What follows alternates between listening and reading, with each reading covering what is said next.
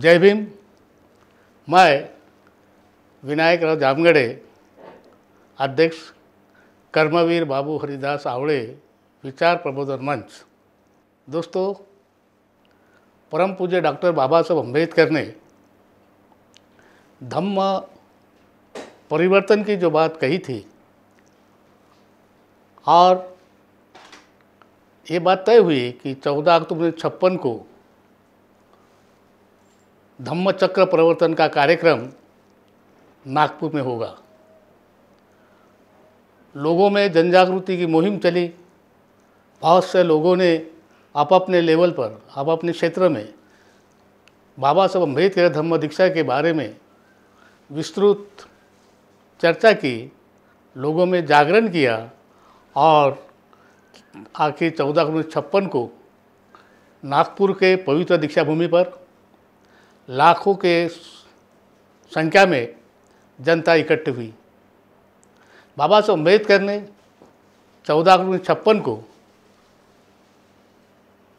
आदरणीय चंद्रमणि बौद्ध भिक्खु सीनियर उस वक्त के थे, उनके हस्ते बौद्ध धर्म की दीक्षा ली और उसके बाद स्वयं बाबा साहब अम्बेडकर ने उपस्थित जनता को धम्म दीक्षा दी। उन्हीं के साथ में उन्होंने 22 प्रतिज्ञा लोगों को दिए और धम्म का जो प्रचार और प्रसार है, तो बाबा साहब अम्बेडकर वहाँ कहते हैं कि मैं पूरा भारत बौद्धमय करूँगा। 14 अक्टूबर 1956 के बाद बहुत ही अल्प अवधि में परम पूज्य डॉक्टर बाबा साहब अम्बेडकर का 6 दिसंबर 1956 को महापरिनिर्वाण हुआ। पूरी जनता शोक सागर में डूब गई। सबको लगा कि हमारा जो प्रेरणा स्रोत है, हमारे अधिकार के लिए लड़ने वाला जो व्यक्ति है, आज हम में नहीं रहा। तो इस प्रकार से लोगों में एक दुख की छाया पूरे समाज के अंदर में और वो वातावरण पैदा हो गया था दुखमय। उसके बाद बाबा साहब अम्बेडकर की दीक्षा भूमि, जिस दीक्षा भूमि पर बाबा साहब दीक्षा दी थी, वो दीक्षा भूमि बौद्धों को मिलना चाहिए, इसलिए एक मूवमेंट छेड़ी गई। उसमें बाबा साहब अम्बेडकर के जो अनुयायी थे, सब अनुयायी अपने ढंग से प्रयास कर रहे थे, सरकार को निवेदन दे रहे थे कि वे दीक्षा भूमि बौद्धों के प्रचार और प्रसार के लिए दी जाए। कर्मवीर बाबू हरिदास आवड़े ये पूर्णिमा और अमावस्या के दिन रात में वहाँ पर दीक्षा भूमि पर इकट्ठा होते थे। नागपुर शहर के कार्यकर्तागण वहाँ उपस्थित रहते थे। कर्मवीर बाबू आवड़े बुद्ध वंदना पंचशील ग्रहण करने के बाद बुद्ध एंड धम्म इस ग्रंथ का पढ़ाई करते थे, लोगों को संबोधित करते थे, वो धम्म पे प्रवचन करते थे। शुरुआत में वहाँ की जो पुलिस है, वो पुलिस आती थी और दीक्षा भूमि पर क्या गतिविधियाँ चल रही है, इसलिए वो बारकाई से उन पर नज़र उस मोमेंट पे थी। लेकिन कुछ महीने बीतने के बाद आवड़े बाबू के ये जो कार्य चल रहा था, पुलिस की धारणा ऐसी हुई कि ये केवल बुद्ध एंड धम्म ग्रंथ का पढ़ाई होती है और उसी पे आवड़े बाबू प्रवचन देते हैं। पुलिस वालों ने उस बात पर नज़रअंदाज किया और ये बात आवड़े बाबू के ध्यान में आई कि पुलिस वालों की जो करड़ी नज़र अपने पे थी, वो अभी कमज़ोर हुई और इस संधि का फ़ायदा आवड़े बाबू ने लिया। आवड़े बाबू 13 अप्रैल 1957 को बुद्ध एंड धम्म ग्रंथ वाचन का जो प्रोग्राम था, वो तो था ही, उसके साथ में वहाँ पर एक नीला पर्दा लगाया और नीले पर्दे के पीछे में कुछ मजदूर लोग खुदाई का काम कर रहे थे। उसके लिए जो मटेरियल है वो मटेरियल लाने का काम बाबा साहब अम्बेडकर के अनुयायी जो थे, चाहे वो हम्माझरी के हो, चाहे वो गोपाल नगर के हो, उन लोगों ने विटार, रेती, बद्री और पानी के ड्रम लेकर दीक्षा भूमि पहुँचे। एक रातों रात भगवान बुद्ध का मूर्ति की स्तंभ तैयार हुआ और स्तंभ पर छोटी वाली एक सिंबॉलिक टाइप भगवान बुद्ध की मूर्ति की प्रस्थापना की और उसकी देखभाल के लिए ढूंढबाजी मेंढे, वो जो मिस्त्री थे जिन्होंने मिस्त्री का को बनाने का काम किया, उनको एक रखवाल के लिए रख दिए थे। सुबह जब बात पुलिस को मालूम हुई, किसी ने तो भी उसको रिपोर्ट दिया कि नागपुर में जो गवर्नमेंट जगह है उस जगह पर किसी ने अतिक्रमण किया है। नागपुर के सीताबर्डी के पुलिस का पूरा ताफा वहाँ पहुँचा और पहुँचने के बाद में उस वक्त में बाबा साहब आंदोलन के साथ जुड़े हुए जो नेता थे, सभी नेताओं से संपर्क किया गया कि यह दीक्षा भूमि के अंदर में जो अतिक्रमण किया वो अतिक्रमण किसने किया। उस वक्त के सभी पुढारीगण उन्होंने इस बात से इनकार किया कि मूर्ति हमने नहीं बिठाई। कुछ लोग ऐसे कहते थे कि ये मूर्ति जनता ने बिठाई, जनता में किसने बिठाई, ये जवाबदारी लेने के कोई तैयार नहीं था। वहाँ के तहसीलदार और कलेक्टर वहाँ पहुँचने के बाद वो मूर्ति जब्त करने की प्रक्रिया शुरू हो गई। किसी ने तो भी आवड़े बाबू को बताया कि जो मूर्ति आपने उसके प्रस्थापना की है, उस मूर्ति को जब्त किया जा रहा है।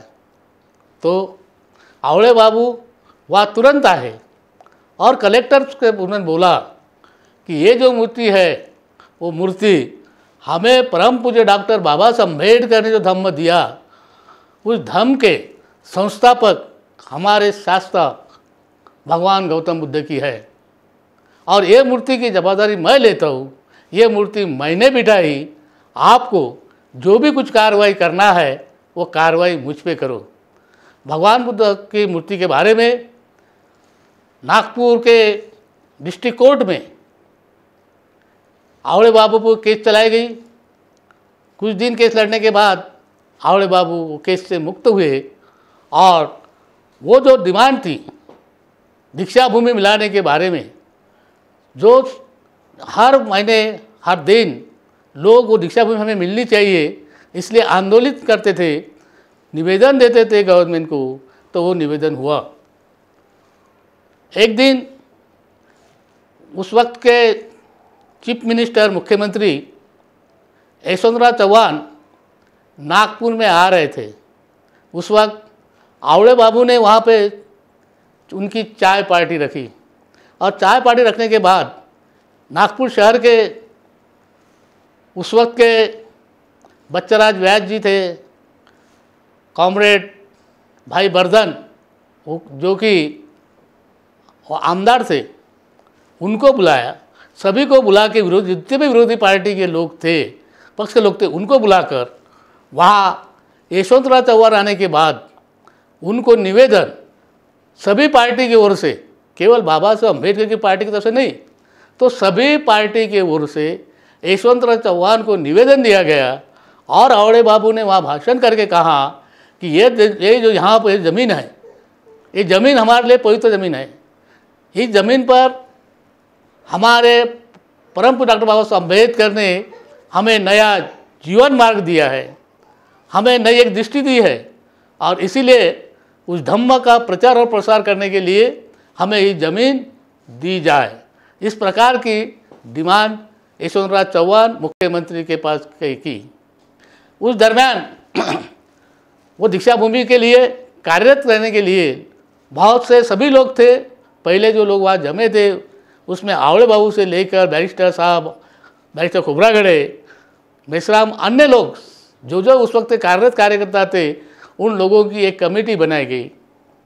1958 में दीक्षा भूमि स्मारक समिति करके एडवोकेट सखाराम मेश्राम अध्यक्ष, आर पाटिल उस वक्त के समता सैनिक दल के जनरल सेक्रेटरी और भारतीय बुद्ध सभा में भी काम करते थे, वो सेक्रेटरी थे। पंडित रेवाराम जी कवाडे थे। ऐसे जो लोग थे, उन लोगों की 7 लोगों की वहाँ पे एक रजिस्टर्ड बॉडी तैयार की और ये डिमांड जो थी कि दीक्षा भूमि हमें मिलनी चाहिए, इसीलिए जनता का आवाज़ बुलंद होते जा रहा। आवड़े बाबू एमएलसी थे। 1960 में उन्होंने विधान परिषद के अंदर एक अशासकीय प्रस्ताव लाया। प्रस्ताव लाने के बाद वह भाषण करके उन्होंने बोला कि हमें बाबा साहब ने जो हमें दीक्षा दी वो भूमि बौद्ध धर्म के प्रचार और प्रसार के लिए दी जाए।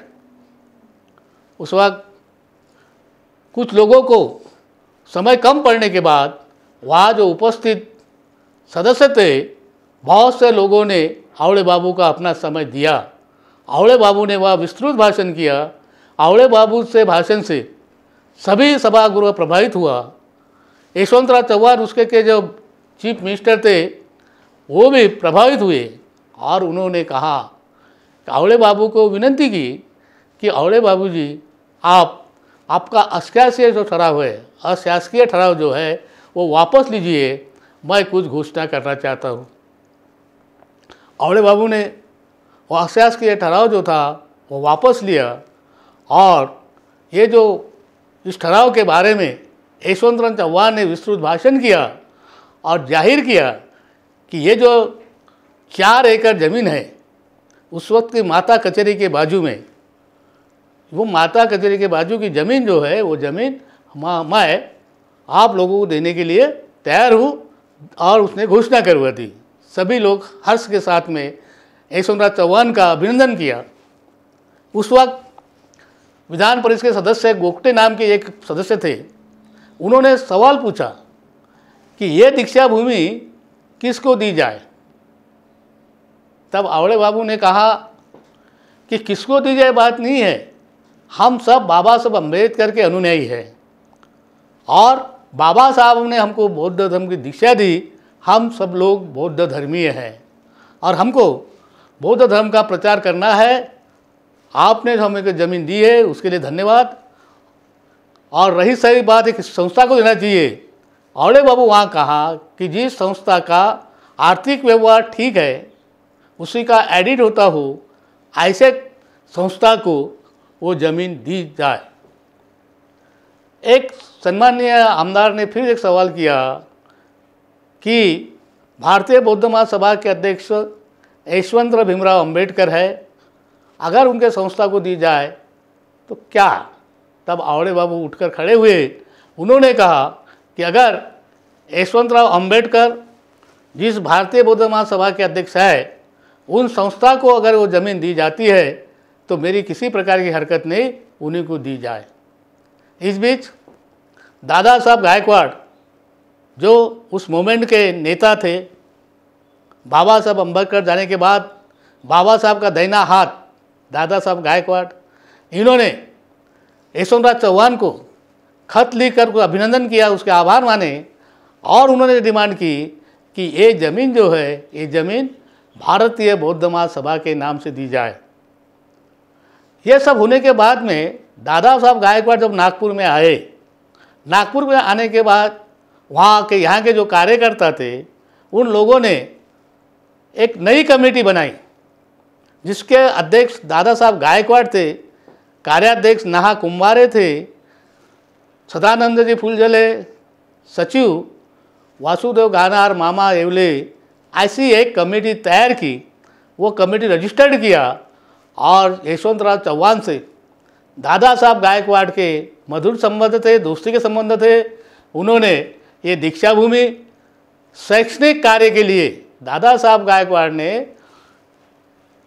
यशवंतराव चव्हाण को कहा कि हम बाबा साहब अम्बेडकर का जो स्मारक है वो स्मारक शैक्षणिक तरीके से करना चाहते हैं, इसीलिए इस भूमि पर हम कॉलेज खोलेंगे, हॉस्टल खोलेंगे और जो बाबा साहब अम्बेडकर की जनता है, जो लड़के हैं, उन लड़कों को तैयार करने का काम, उनको विद्या देने का काम हम करेंगे।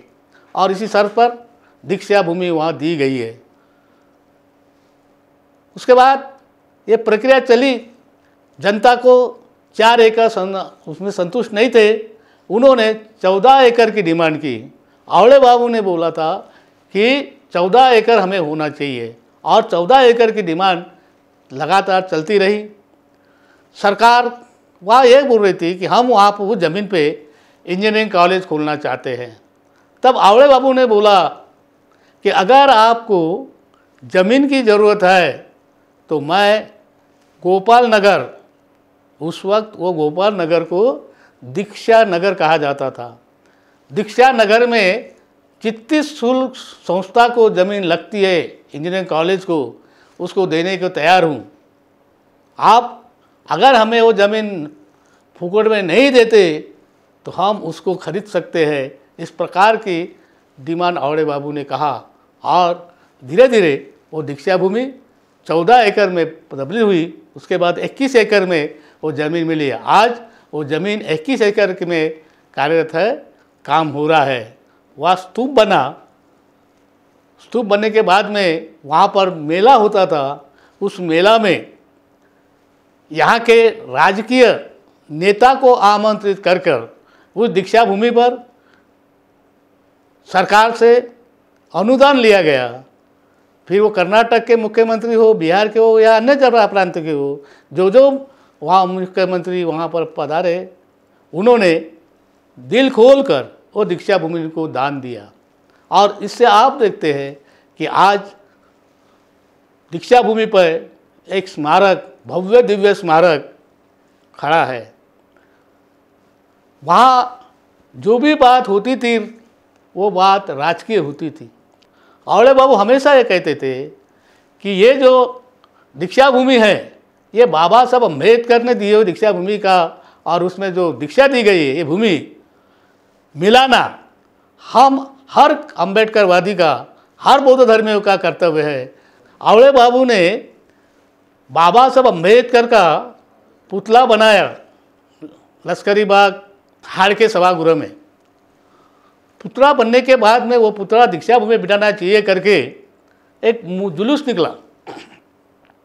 जुलूस माता कचहरी के पास आया। दीक्षा भूमि के स्मारक समिति वालों ने उसकी रिपोर्ट की पुलिस को और कहा कि हम स्मारक समिति वाले इस पुतले को बिठाने की परवानगी नहीं देते। पुलिस वाले आवड़े बाबू के पास आए और उन्होंने बताया कि ऐसा ऐसी बात है। आवड़े बाबू ने वही उनका मोर्चा वही रोक दिया। वह बुद्ध वंदना हुई, और बुद्ध वंदना होने के बाद जनता को ये बात समझा दी कि हम तो बाबा साहब अम्बेडकर का पुतला दीक्षा भूमि को दान देने के लिए तैयार थे, हम तो इस बिठाना चाहते हैं, ये बाबा साहब का है। लेकिन यहाँ की जो स्मारक समिति है ये इजाज़त नहीं दे रही है। और वो वहाँ पे बुद्ध वंदना हुई। बुद्ध वंदना के बाद में वो मूर्ति फिर से लश्करी बाग हाड़ के स्मारक भवन में वापस लाई।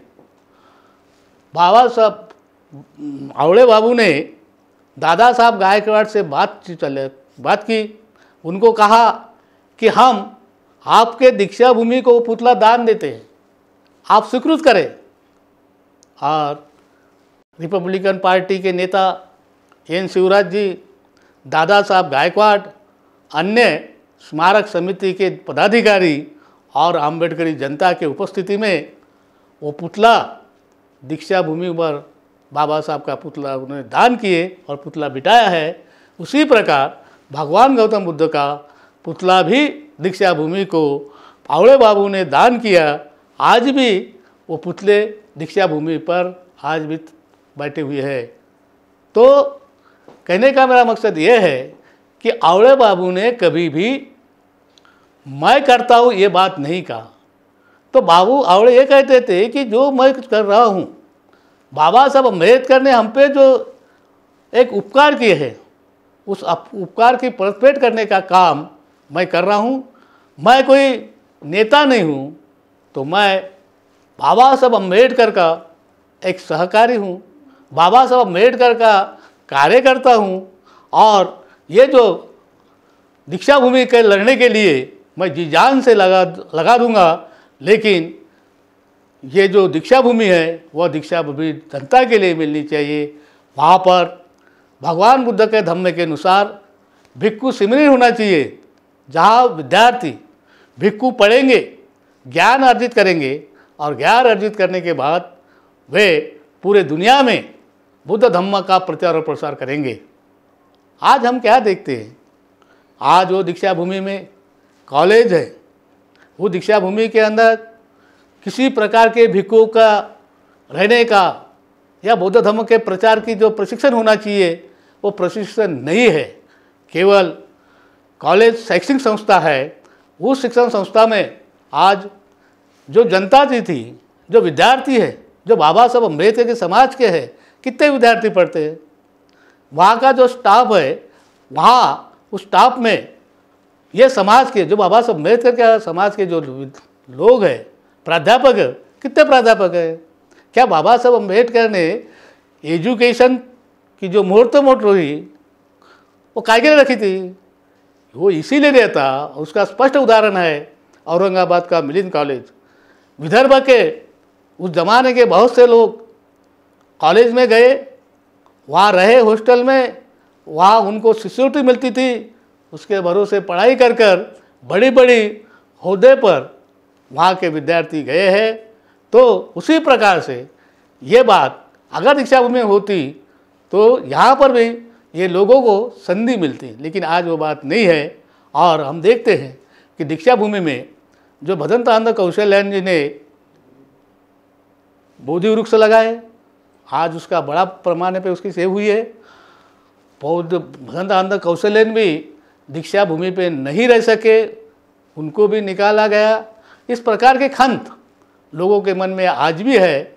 यहाँ हम लोग ये अपेक्षा करते हैं कि बौद्ध धम्म के प्रचार और प्रसार के लिए दीक्षा भूमि में इस प्रकार की मूवमेंट हो, और सभी भारत नहीं तो विदेश का जो भी लोग यहाँ दीक्षा भूमि में आता है, दर्शन लेता है, और दर्शन लेने के बाद में यहाँ की भूमि को चूमता है, उसकी मट्टी सर को लगाता है, इस प्रकार से लोगों की भावना है। तो यहाँ उसी प्रकार से बौद्ध धर्म का विकास होना चाहिए। बाबा साहब अम्बेडकर ने जब दीक्षा दी तब बाबा साहब अम्बेडकर कहते थे कि बौद्ध धर्म में अनेक प्रकार का जो गंदा पानी है वो आया है, मैं इसको नाली करके ये पानी, गंदा पानी साफ करूँगा और स्वच्छ रूप से धर्म को वहाँ रखूँगा।